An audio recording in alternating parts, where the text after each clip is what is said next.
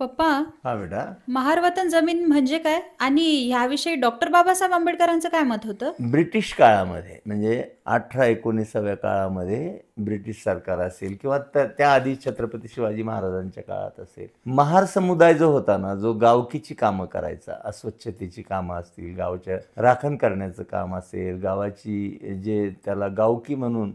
गुरंढोरं जी मरायची ती वाहून न्यायचं काम करायचं. तर ही सगळी कामं त्या महार समुदायाला करावी लागायची आणि त्यामुळं 18व्या-19व्या शतकामध्ये आणि त्याच्याही आधी शिवाजी महाराजांच्या काळामध्ये या महार समाजाला उपजीविकेचं साधन म्हणून त्या काळामध्ये महार वतन म्हणून जमिनी दिल्या जायच्या शेतीसाठी, की त्याच्यावर त्यांनी त्यांची उपजीविका करावी. परंतु पुढं असं झालं बेटा, की या जमिनी म्हणजे त्यांच्या गुलामगिरीचं लक्षण झालं आणि डॉक्टर बाबासाहेब आंबेडकरांच्या ही गोष्ट लक्षात आल्यानंतर 1936ला जेव्हा त्यांनी इंडियन लेबर पार्टीची स्थापना केली, या इंडियन लेबर पार्टी मार्फत डॉक्टर बाबासाहेब आंबेडकरांनी त्यावेळेसच्या बॉम्बे गव्हर्नमेंट, बॉम्बे लेजिस्लेटिव्ह गव्हर्नमेंटमध्ये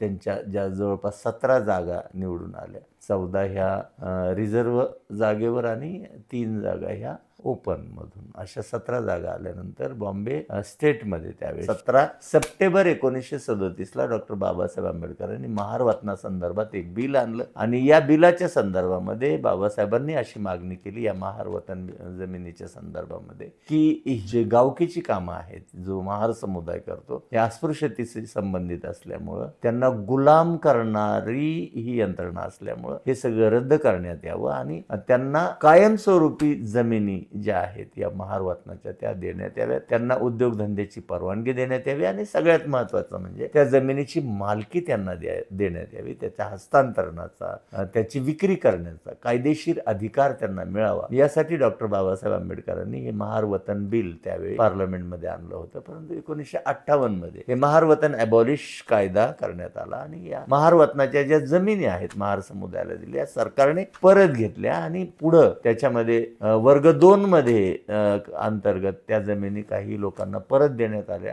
काही जे राजकारणी लोक आहेत, श्रीमंत व्यापारी आहेत, त्यांनी या जमिनी हस्तांतरित करून घेतल्या बेकायदा. अशा पद्धतीनं याचा जेव्हा चौकशी करण्यात आली आणि आता म्हणजे 1 एप्रिल 2025 पासून 7/12 तयार करणे, जवळपास 6.5 लाख एकर इतकी जमीन या महार वतनाची आहे. या जमिनीच्या संदर्भामध्ये 7/12 अपडेट करण्याचं काम सध्या सरकारकडून चालू आहे आणि भविष्यामध्ये या जमिनी मूळ मालकांना परत करण्यात याव्यात, यावरून एक आंदोलन सुद्धा होऊ शकतं. अशा पद्धतीनं महार वतन आणि डॉक्टर बाबासाहेब आंबेडकरांचं त्या संदर्भातलं मत आहे. लक्षात आलं बेटा तुझ्या?